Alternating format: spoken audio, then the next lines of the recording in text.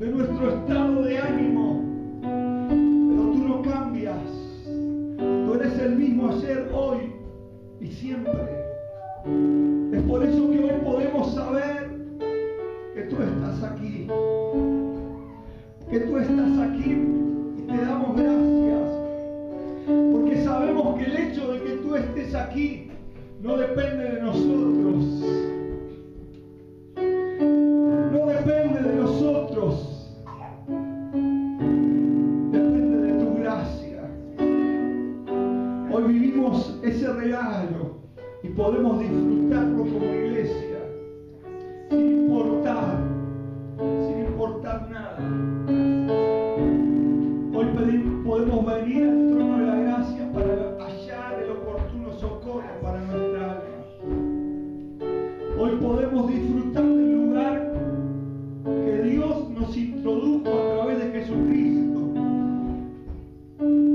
Él nos introdujo al lugar santísimo, a la misma habitación de Dios, para que nosotros podamos habitar en la presencia de Dios y para encontrar en ese lugar que Él nos introdujo el oportuno socorro para nuestra alma.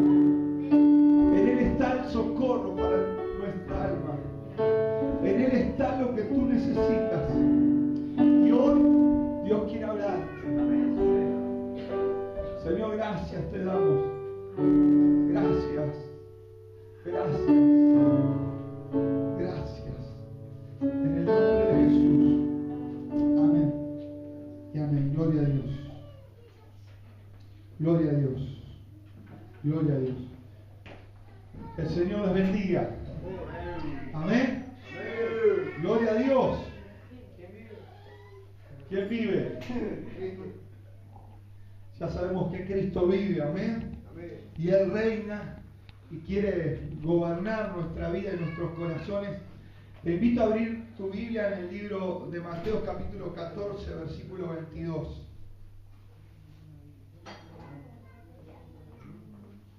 Mateo, ¿cuánto, pastor? Capítulo 14, versículo 22.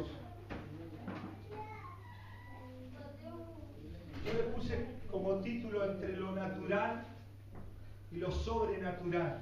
Amén. Entre lo natural y lo sobrenatural. Gloria a Dios. ¿Sabe que esta es una historia bíblica que todos conocemos? Y la vamos a leer en el nombre del Padre, del Hijo y del Espíritu Santo. Amén.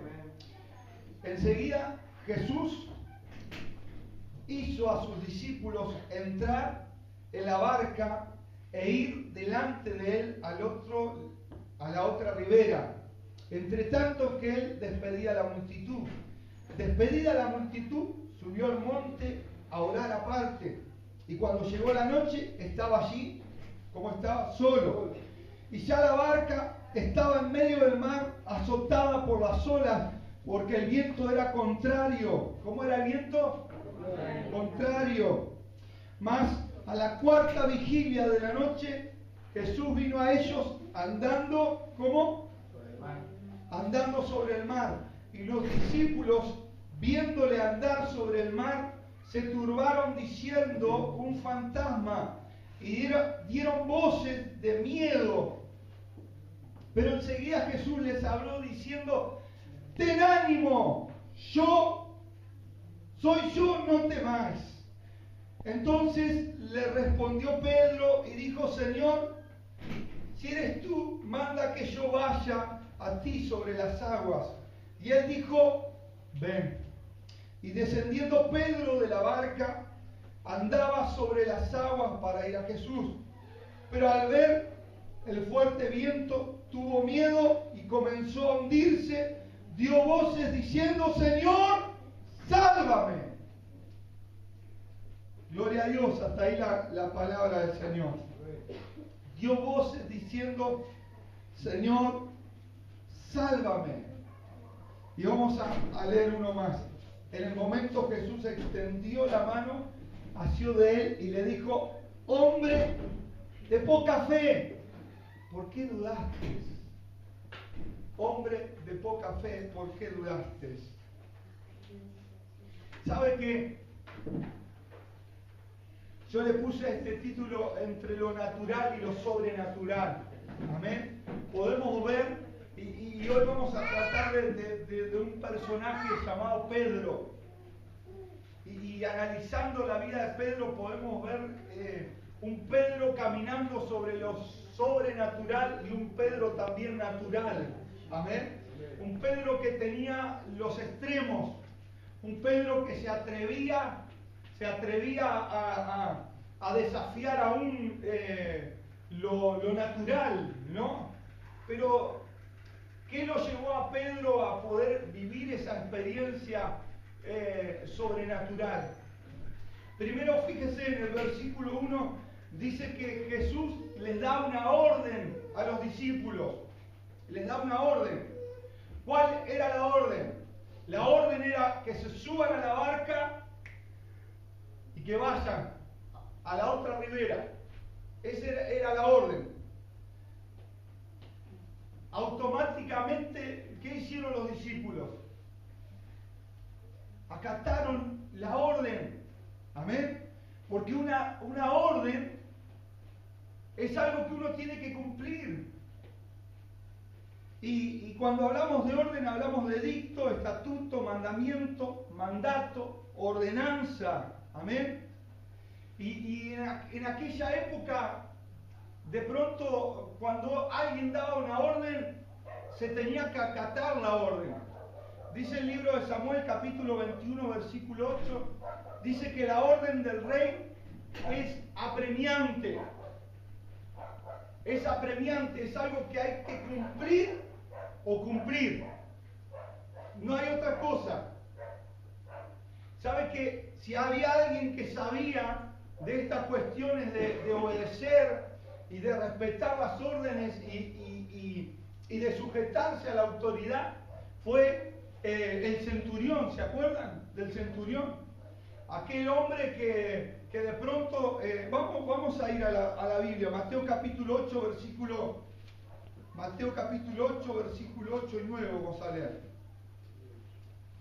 Y sabe que esto es sorprendente porque Jesús se sorprendió de este hombre. Fíjense, para que Jesús se maraville, dice la Biblia que Jesús se maravilló. Se maravilló. Dice, versículo 8, respondió el centurión y dijo: Señor, no soy digno de que entres bajo mi techo, solamente di la palabra y mi criado sanará. ¿Por qué? Porque también yo soy hombre bajo autoridad. Amén. Yo soy hombre bajo autoridad. Y tengo bajo mis órdenes soldados. Y digo a este, ve y va. Y al otro, ven y vienen. Y a mi siervo, hace esto y lo hacen. Al oír Jesús, se maravilló y dijo a los que le seguían: de cierto os digo que ni aún en Israel he hallado tanta fe. Es tremendo. Fíjese, la enseñanza de este hombre hoy nos alcanza a nosotros. Era un hombre que sabía qué era la autoridad, porque era un hombre que estaba sujeto a autoridad y tenía bajo él también personas que estaban bajo su autoridad, y sabía cuán importante era respetar la autoridad, y también él sabía las consecuencias de no obedecer. Amén. Las consecuencias de no obedecer. Porque cuando el rey daba un edicto y no se cumplía, aquel que no cumplía el edicto iba a parar como Daniel en el foso de los leones, o como Cedrac, Mesach y Abednego, que fueron a parar en el horno de fuego.